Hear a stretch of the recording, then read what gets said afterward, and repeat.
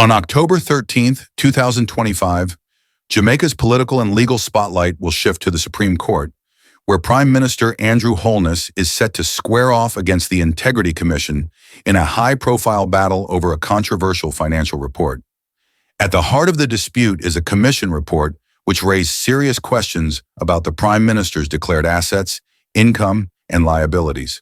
The findings suggested possible inconsistencies in his filings, including multi-million-dollar transactions, undisclosed accounts, and tax compliance issues. Holness has strongly rejected the report's conclusions, insisting that his financial records are above board and accusing the Commission of overreach. The Prime Minister's legal team is seeking a judicial review to challenge the Commission's authority and the fairness of its findings. The Integrity Commission, however, maintains that it acted within its legal mandate to investigate public officials and ensure transparency in government.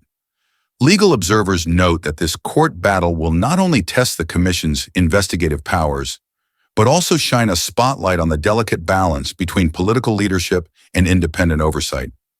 This case is bigger than one report.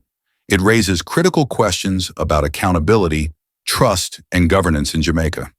Supporters of the Prime Minister argue that the Commission's report is politically motivated and undermines a leader with decades of public service.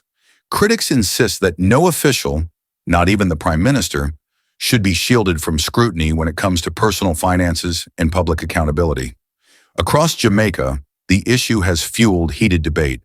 Some citizens view the upcoming hearing as a chance to reaffirm that no one is above the law, while others see it as an unnecessary distraction from the country's pressing economic and social challenges. Social media has been buzzing with commentary, memes, and speculation about what might come to light when the case is heard. Many Jamaicans are eagerly awaiting October 13th to see whether the court sides with the Prime Minister or the Integrity Commission.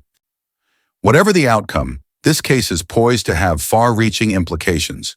A ruling against the Prime Minister could damage his credibility and political standing.